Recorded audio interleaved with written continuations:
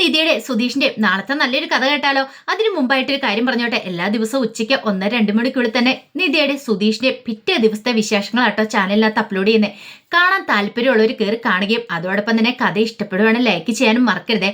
അങ്ങനെ നാളത്തെ കഥയും നമ്മൾ കാണുന്നേ സുഭാഷ് ചായയൊക്കെ എടുത്തുകൊണ്ട് നികേഷിന് കൊടുക്കുകയാണ്. എന്നിട്ട് പറഞ്ഞു, ഇതേടാ വടയുണ്ട്, ഇതും കഴിക്കാൻ പറയണം.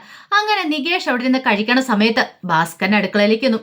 അടുക്കള ചെന്ന് ചായയൊക്കെ എടുത്തു. പിന്നീട് വട എടുത്ത് നോക്കി കഴിഞ്ഞപ്പോ, ഓ ഇത് എന്തൊരു എണ്ണയാ, എന്റെ പൊന്നോ, ഇത്ര എണ്ണയൊക്കെ ഉള്ളിൽ ചെന്നിട്ടുണ്ടെങ്കിൽ കൊളസ്ട്രോൾ ഉണ്ടാവും, ഇവൻ ഇത് എവിടുന്നാ വാങ്ങിയത് എന്നൊക്കെ പറഞ്ഞുകൊണ്ട് വട എടുത്ത് കഴിക്കുകയാണ്. ആ സമയത്താണ് നിധി സുധീഷും കൂടെ വീട്ടിലേക്ക് വരുന്നത്. അപ്പൊ ഹോസ്റ്റലൊന്നും കിട്ടാതെ വന്നു കഴിഞ്ഞപ്പം വേറെ നിവൃത്തിയില്ലായിരുന്നു നിധിക്ക്. സുധീഷ പറഞ്ഞേ, ഹോസ്റ്റൽ കിട്ടുന്നോടം വരെ ഒരു കാര്യം ചെയ്യ, ഇവിടെ നിൽക്കുക, വേറെ എന്തേലും മാർഗം ഉണ്ടാകുന്നോടം വരെ എവിടെയായിരുന്നു നിന്നല്ലേ മതിയാവുള്ളൂ. അങ്ങനെ കൂട്ടിക്കൊണ്ട് വരണ സമയത്ത് ഒരു കാര്യം മാത്രം നിധിയോട് സുധീഷ് പറഞ്ഞു, തൽക്കാലത്തേക്ക് ഹോസ്റ്റൽ നോക്കാൻ പോയ കാര്യങ്ങളൊന്നും ഇവിടെ ആരോടും പറയണ്ട. അതെന്താ? അല്ല, സുഭാഷേന്ന് മാത്രമേ അറിയുള്ളൂ നമ്മൾ പ്രണയിച്ച് കല്യാണം കഴിച്ചല്ലെന്ന്. നമ്മുടെ കല്യാണക്കഥയൊക്കെ സുഭാഷേന്ന് അറിയുള്ളൂ. പക്ഷേ നികേഷിനും ഹരീഷിനും അതിനെക്കുറിച്ച് അറിയില്ല എന്ന് പറഞ്ഞു. അതുകൊണ്ട് അവരെ കൂടെ അറിയിക്കേണ്ട, അവർക്ക് ചിലപ്പോൾ ഇത് അറിഞ്ഞു കഴിയുമ്പോഴത്തേനും സഹിക്കാൻ പറ്റില്ല എന്ന് പറഞ്ഞു. ആ സമയത്ത് ഹരീഷ് പുറത്തേക്ക് പോകാൻ തുടങ്ങുവാണ്.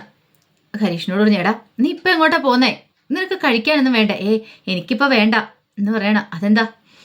അതെ, ഇപ്പം എനിക്ക് വിശക്കുന്നില്ല, കടയിൽ കുറേ തിരക്കുണ്ട്, കുറേ വണ്ടി പെൻഡിങ് ആയിട്ട് കിടക്കുന്നുണ്ട്, അതൊക്കെ ഞാൻ ചെയ്യണം. പിന്നെ ചിക്കനോ മറ്റോ വേണമെങ്കിൽ ഇവനെ അങ്ങോട്ട് പറഞ്ഞു വിട്ടാൽ മതി, ഞാൻ വാങ്ങിച്ചു കൊടുത്തു വിടാന്ന് പറയണം. ശരിയെന്ന് പറഞ്ഞു. ആ സമയത്ത് സുധീഷ് നിധിയും കൂടെ അകത്തേക്ക് കയറാൻ തുടങ്ങുമ്പോഴത്തേനുമാണ് ഒരു പോലീസ് ജീപ്പ് വന്ന് നിൽക്കുന്നത്. ഒരു നിമിഷം രണ്ടുപേരും ഞെട്ടിപ്പോയി. രണ്ടുപേർക്ക് എന്തായതാണെന്നൊന്നും മനസ്സിലായില്ല. നിധിയാണെങ്കിൽ അന്തം വിട്ടിങ്ങനെ പോലീസുകാരെ നോക്കുകയാണ്. അപ്പോഴേക്കും പോലീസുകാരെ അങ്ങോട്ട് ഇറങ്ങി ജീപ്പിനകത്തുനിന്ന്. ആ സമയത്ത് ഗംഗാധരനും ഉണ്ടായിരുന്നു ഒരു ഓട്ടോറിക്ഷയ്ക്ക്. ഗംഗാധരൻ അങ്ങോട്ടേക്ക് വരുവാണ്. ഗംഗാധരനെ കണ്ടു കഴിഞ്ഞപ്പോൾ സുധീഷിന് മനസ്സിലായി എന്തോ ഒരു പ്രശ്നമുണ്ടെന്ന്. അങ്ങനെ ഗംഗാധരൻ പോലീസുകാരോട് പറഞ്ഞു, വാ സാറുമാരെ, ഇതാ വീടെന്നൊക്കെ പറഞ്ഞ് അങ്ങനെ വിളിച്ചോണ്ട് അങ്ങോട്ട് വരുവാണ്. ആ സമയം പോലീസുകാർ വന്ന് സുധീഷിനോട് ചോദിച്ചു, എന്തിയെ നിങ്ങളുടെ അച്ഛൻ എന്തിയെന്ന് ചോദിക്കുകയാണ്. അപ്പോഴേക്കും സുധീഷ് പറഞ്ഞു, ഇവിടെ കാണുമെന്ന് പറയണം, എന്നാ വിളിക്കാൻ പറയണം. സുധീഷിന്റെ കാര്യം എന്താണെന്ന് വെച്ചാൽ മനസ്സിലായില്ല. ആ സമയത്ത് ഭാസ്കരനകത്തുനിന്ന് ഇങ്ങോട്ട് ഇറങ്ങി വരുവാണ്. ഭാസ്കരനും നികേഷും സുഭാഷും ഒക്കെ ഇറങ്ങി വന്നു. അങ്ങനെ പോലീസുകാരെ കണ്ടു കഴിഞ്ഞപ്പോഴത്തേനും സുഭാഷിന്റെ കാര്യം മനസ്സിലായി. രാവിലത്തെ വഴക്കിന്റെയാണ്. അപ്പൊ കൊണ്ട് കേസ് കൊടുത്തിരിക്കുവാണ് തന്റെ വല്യച്ഛന്. അപ്പൊ അതിനെക്കുറിച്ച് ചോദിക്കാനും മിക്കവാറും അച്ഛനെ പിടിച്ചോണ്ട് പോകാനാ വന്നേന്നുള്ള കാര്യം. അങ്ങനെ ഭാസ്കരൻ വന്നു കഴിഞ്ഞപ്പോഴത്തേനും പോലീസുകാരൻ ചെന്നിട്ട് ചോദിച്ചു, നിങ്ങളാണോ ഭാസ്കരൻ എന്ന് ചോദിച്ചു. അതെ സാർ, എന്താ കാര്യം?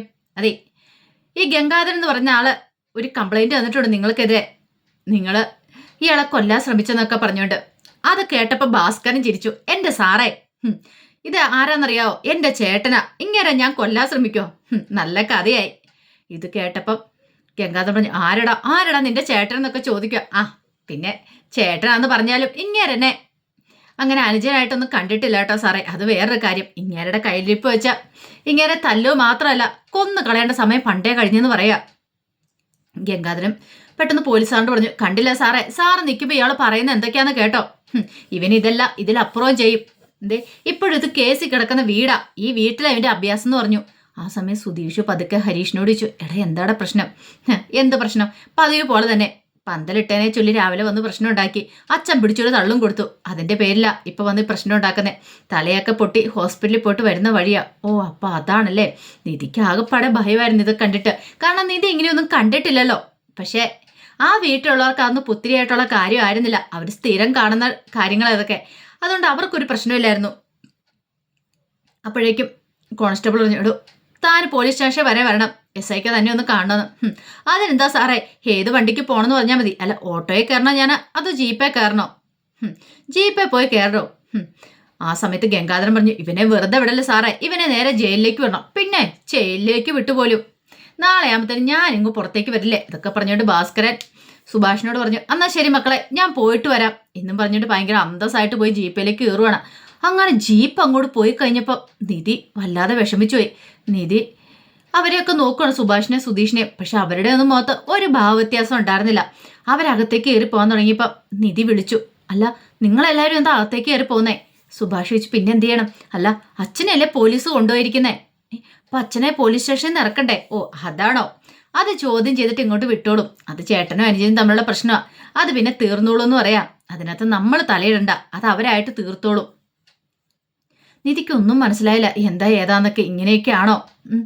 സാധാരണ വീട്ടിൽ നിന്ന് ആരെങ്കിലും പോലീസ് പിടിച്ചോട്ട് പോയിട്ട് എല്ലാവർക്കും നല്ല ടെൻഷനായിരിക്കും. പക്ഷെ ആ ടെൻഷനും കാര്യങ്ങളൊന്നും അവരുടെ മുഖത്തില്ല. അപ്പൊ അതിന്റെ ഒരു ബുദ്ധിമുട്ട് നിധിക്കും ഉണ്ടായിരുന്നു. അങ്ങനെ അന്ന് രാത്രിയായി. എല്ലാവരും ആഹാരം കഴിക്കാൻ ഇരിക്കുവാണ്. ആ സമയത്ത് സുധീഷിനോട് സുഭാഷ് പറഞ്ഞു, എടാ പോയി നിധിയും കൂടെ ആഹാരം കഴിക്കാൻ വിളിക്കാൻ പറയണം. അങ്ങനെ നിധിയെ ആഹാരം കഴിക്കാൻ വിളിച്ചു. നിധി വന്ന് നോക്കിക്കഴിഞ്ഞപ്പോൾ എല്ലാവരും കൂടെ തറയിലിരുന്ന് കഴിക്കാൻ തുടങ്ങിയിട്ടുണ്ട്. നിധിക്ക് എന്ത് ചെയ്യണമെന്ന് അറിയില്ല.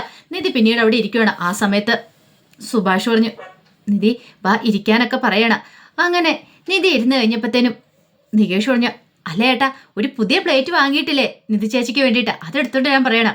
ആ കാര്യം ഞാനും കൂടെ മറന്നു. അതും പറഞ്ഞ് സുഭാഷ് ഭയങ്കര സന്തോഷത്തോടെ പോയി ഒരു പുതിയ പ്ലേറ്റ് വാങ്ങിയിട്ടുണ്ടായിരുന്നു. അപ്പം അവരെല്ലാം കഴിക്കുന്ന പഴയ പ്ലേറ്റിനകത്താണല്ലോ. വന്ന പെണ്ണിന് എങ്ങനെയാ പഴയ പ്ലേറ്റിനകത്ത് കൊടുക്കണേന്ന് വിചാരിച്ചിട്ടാ പുതിയ പ്ലേറ്റ് മേടിച്ച്. അങ്ങനെ ആ പുതിയ പ്ലേറ്റിനകത്തേക്ക് ചോറും കറിയൊക്കെ വിളമ്പി നിധിക്ക് കൊടുക്കുകയാണ്. കൊടുത്തെങ്കിലും നിധി കഴിക്കാതിരുന്ന് കഴിയുമ്പോഴത്തേനും സുഭാഷ് എന്ത് പറ്റി, ചോറും കറിയൊന്നും ഇഷ്ടപ്പെട്ടില്ലേ അതാണോ എന്ന് ചോദിക്കുക. അല്ല പിന്നെന്താ കഴിക്കാത്ത എന്താന്ന് ചോദിക്കുകയാണ്. നിധി നോക്കിക്കഴിഞ്ഞപ്പോ എല്ലാരും കഴിക്കുന്നുണ്ട്. ആരുടെ മുഖത്ത് ഒരു കൂസലും ഇല്ല. അല്ല അത് പിന്നെ അച്ഛനോ? അല്ല അച്ഛനെ പോലീസ് സ്റ്റേഷനിലേക്ക് കൊണ്ടുപോയതല്ലേ, അപ്പൊ അച്ഛൻ വരുമോ ഇല്ലയോ, നിങ്ങളാരും ഇറക്കാൻ പോകുന്നില്ലേ? അപ്പൊ ആരുടെ മുഖത്ത് അതിൻ്റെതൊരു സങ്കടം കാണാത്തോണ്ട് എല്ലാവരും ഇരുന്ന് ആഹാരം കഴിക്കുന്നോണ്ട് ആ ഒരു ടെൻഷൻ കൂടെ നിധി ചോദിച്ചാണ്. ഓ അതാണോ കാര്യം എന്ന് സുധീഷ് ചോദിച്ചു. അതത്ര കാര്യമായിട്ട് എടുക്കണ്ടല്ല. അച്ഛൻ നാളെ രാവിലെ ഇങ്ങോട്ടേക്ക് വന്നോളൂ. രാവിലെ വരുമെന്നോ? അതെങ്ങനെ? അല്ല പോലീസുകാർ അങ്ങനെയൊക്കെ വിടുവോ? നിധിക്ക് സംശയമാണ്. കാരണം വീട്ടിൽ നിന്ന് ഒരാളെ പോലീസ് കൊണ്ടുപോയിട്ടുണ്ടെങ്കിൽ എല്ലാവർക്കും ഭയങ്കര ടെൻഷനായിരിക്കും. ആഹാരം പോലും കഴിക്കാൻ തോന്നില്ല. പക്ഷെ ഇവിടെ അങ്ങനെയല്ല. എല്ലാവരും ഭയങ്കര സന്തോഷത്തോടെ ഇരുന്ന് ആഹാരം കഴിക്കണേ. അതുകൊണ്ടാണ് നിധിക്ക് സംശയം വന്നേ. അപ്പോഴേക്കും സുധീഷ് പറഞ്ഞു, അതെ ചേട്ടൻ അനിയന്മാര് തമ്മിലുള്ള പ്രശ്നമല്ലേ, അതവിടെ ചെല്ലുമ്പോൾ പോലീസുകാർക്ക് മനസ്സിലായിക്കോളൂ. പിന്നെ അത് ഈ വീടിനെ ചൊല്ലിയുള്ള പ്രശ്നമെന്ന് പറയണം. പെട്ടെന്ന് നിധി വെച്ചു, വീടിനെ ചൊല്ലുക എന്ത് ചെയ്യാനാന്ന് പറ. എൻ്റെ അച്ഛൻ കുറെ സ്വത്തുക്കൾ ഉണ്ടാക്കിയിട്ടുണ്ടായിരുന്നു. പക്ഷേ അത് വീതം വെച്ച് കൊടുക്കാനായിട്ട് പറ്റിയില്ല. അതിനു മുമ്പ് മരിച്ചുപോയി. അപ്പൊ അതെന്റെ എന്നും പറഞ്ഞുകൊണ്ട് അങ്ങോട്ടും ഇങ്ങോട്ടും പ്രശ്നമായി. ഒടുവില് ഈ വീടിരിക്കുന്ന വെല്ലിച്ചനെ വേണമെന്ന് പറഞ്ഞ് വെല്ലിച്ചൻ, അങ്ങനെ കുറെ പ്രശ്നങ്ങൾ ഉണ്ടായിരുന്നേ. അതിനകത്ത് വലിയ കഥയൊന്നുമില്ല. ആ സമയം സുഭാഷ് ഇങ്ങനെ സുധീഷിനെ രൂക്ഷമായിട്ട് നോക്കുകയാണ്. സുഭാഷ് ചില കാര്യങ്ങളൊക്കെ പറയാൻ വന്നു കഴിഞ്ഞപ്പോഴത്തേനുമാണ് സുധീഷ് ചാടിക്കേറി ഇങ്ങനെ പറയണേ. പിന്നെ സുഭാഷ് ഒന്നും മിണ്ടിയില്ല. സുധീഷിനെ കുറെ സമയം നോക്കി. ആ സമയത്ത് ഹരീഷ് ആഹാരം കഴിച്ചിട്ട് എഴുന്നേറ്റ് പോകാൻ തുടങ്ങണം. സുഭാഷ് പറഞ്ഞേട്ടാ നീ കുറച്ചല്ലേ കഴിച്ചോളൂ, കുറച്ചുകൂടെ കഴിക്കാൻ പറയണേ. വേണ്ട ഏട്ടാ എനിക്കിത് മതിയെന്ന് പറഞ്ഞു. ആ സമയം നിധിയാണെങ്കിൽ പതുക്കെ ആഹാരം കഴിക്കാൻ തുടങ്ങി. ഇത്തിരിയൊക്കെ കഴിക്കുന്നുണ്ടായിരുന്നുള്ളൂ. അത് കണ്ടു കഴിഞ്ഞപ്പോൾ തന്നെ സുഭാഷിന് നല്ല ടെൻഷനായി. സുഭാഷ് ചോദിച്ചു, എന്ത് പറ്റി? കുറച്ചോ കഴിക്കുന്നുള്ളല്ലോ. അത് ഞാൻ വീട്ടിലാണെങ്കിൽ ഇത്തിരിയോ കഴിക്കുള്ളൂ. അല്ല വൈകുന്നേരം വീട്ടിൽ ചോറ് തന്നെയാണോ, അതോ ഇനി വല്ല ദോശയോ ഇഡ്ഡലിയോ ചപ്പാത്തിയോ അങ്ങനെ എന്തെങ്കിലുമൊക്കെ ആയിരിക്കുമോ എന്ന് ചോദിച്ചു. അത് കേട്ടതും സുധീഷ് ആടിക്കയറി പറഞ്ഞു, അവരുടെ വീട്ടിൽ വൈകുന്നേരം ചോറൊന്നുമല്ല, ഒന്നെങ്കിൽ ചപ്പാത്തി അല്ലെങ്കിൽ ഇഡ്ഡലി പൂരി അങ്ങനെ എന്തെങ്കിലുമൊക്കെ ആയിരിക്കും.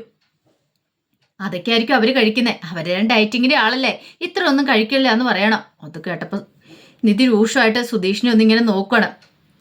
താൻ പറഞ്ഞു കൂടിപ്പോയ എന്നുള്ള രീതിയിൽ സുധീഷ് ഒന്നും മിണ്ടാതെ ഇരുന്ന് കഴിക്കണം. ആ സമയം സുഭാഷ് പറഞ്ഞു, എനിക്കതൊന്നും അറിയില്ലായിരുന്നു.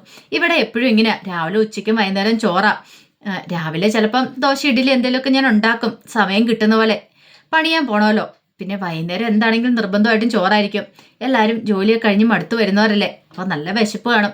അതുകൊണ്ടാണ് ഞാൻ ചോറുണ്ടാക്കുന്നത്. സാരമില്ല, നാളെ മുതൽ ഞാൻ അങ്ങനെ എന്തെങ്കിലും പ്രത്യേകിച്ച് ഞാൻ ഉണ്ടാക്കി തരാമെന്ന് പറയാം. അപ്പോഴേക്കും നിധി പറഞ്ഞു, വേണ്ട അതിൻ്റെ ആവശ്യമൊന്നുമില്ല. എനിക്ക് വേണ്ടി മാത്രം ഉണ്ടാക്കേണ്ട കാര്യമൊന്നുമില്ല. എനിക്കിതാ ഇഷ്ടം, ഞാനിത് കഴിച്ചോളാന്ന് പറഞ്ഞു. നിധിക്ക് ഭയങ്കര സങ്കടമായിരുന്നു സുഭാഷിനെ ഇങ്ങനെ കഷ്ടപ്പെടുത്തുന്നതിൽ.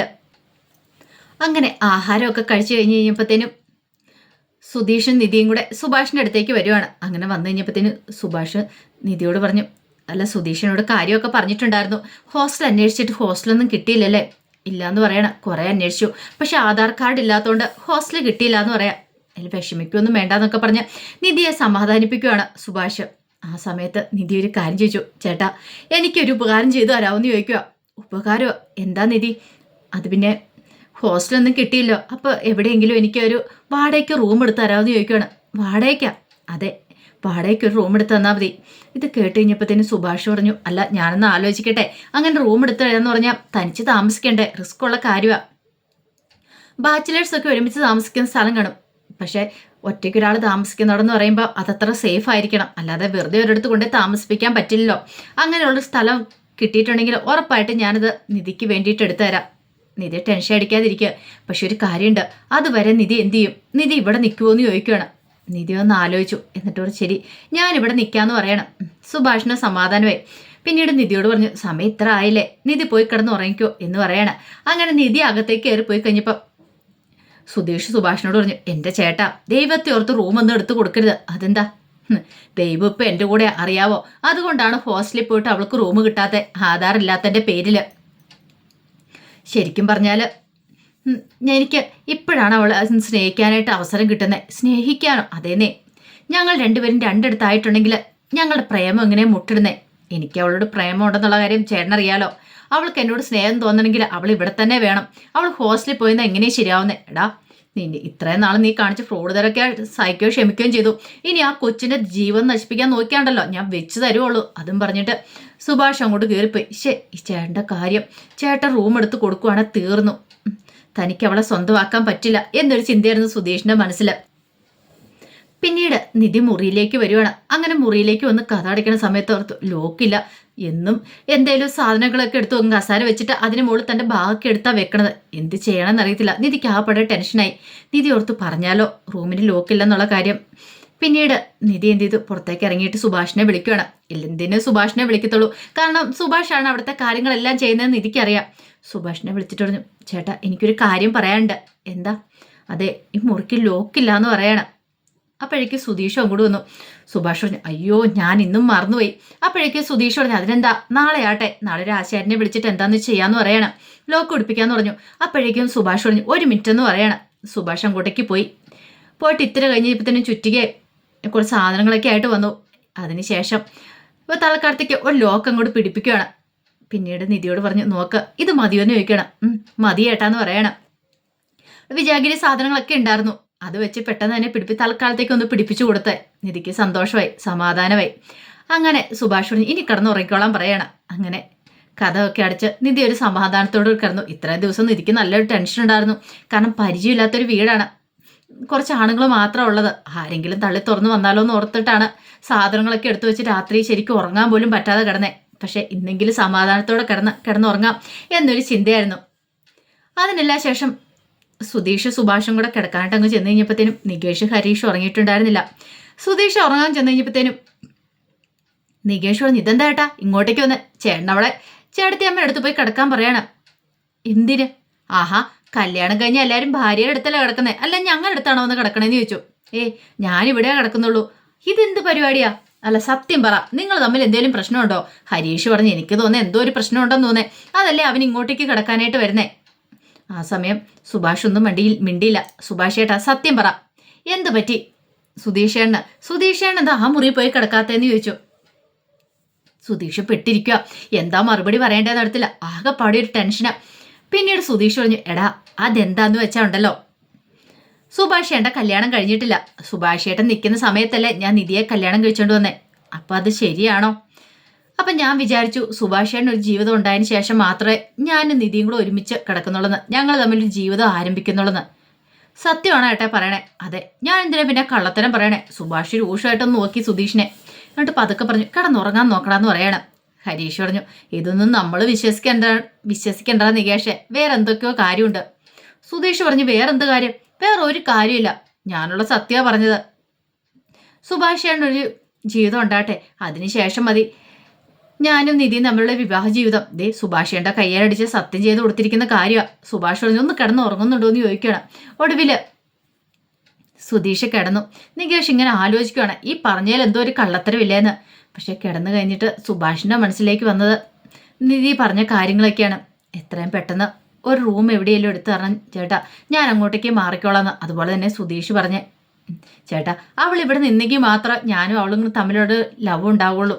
അറിയാലോ, ചേട്ടൻ തന്നെ പറയും നിങ്ങൾ രണ്ടുപേരും ഒരുമിച്ച് ഈ മുറിയിൽ ഇറങ്ങിക്കോളാൻ. അതുപോലെ ഒരു ദിവസം വരണമെങ്കിൽ അവൾ ഇവിടെ ഉണ്ടാവണം. അവൾ ഇവിടുന്ന് പറഞ്ഞു വിട്ടിട്ടുണ്ടെങ്കിൽ എൻ്റെ ജീവിതം തകർന്നു പോകുന്നൊക്കെ പറഞ്ഞ് ആരുടെ ഭക്ഷണം നിൽക്കണം എന്നറിയത്തില്ലാതെ വല്ലാത്തൊരവസ്ഥയായി പോയി സുഭാഷിന്. നിധിയോടൊപ്പം നിൽക്കണോ അതോ ഇനിയിപ്പോൾ സുധീഷിനോടൊപ്പം നിൽക്കണോ? നിധിക്ക് റൂം എടുത്ത് കൊടുത്തിട്ടുണ്ടെങ്കിൽ സുധീഷിൻ്റെ സ്വപ്നങ്ങളൊക്കെ തകരും. ആകെപ്പാടെ വല്ലാത്തൊരു വിളിച്ചിലായിരുന്നു സുഭാഷിൻ്റെ മനസ്സിൽ. അപ്പോൾ അതിൻ്റെ വിശേഷങ്ങളൊക്കെ നാളെ കാണുന്നത്. ആ വിശേഷങ്ങൾക്കായി നമുക്ക് എല്ലാവർക്കും കാത്തിരിക്കാം കേട്ടോ. ഒരിക്കൽ കൂടി എല്ലാവർക്കും ശുഭദിനം നേർന്നുകൊണ്ട് നിർത്തുന്നു. നന്ദി.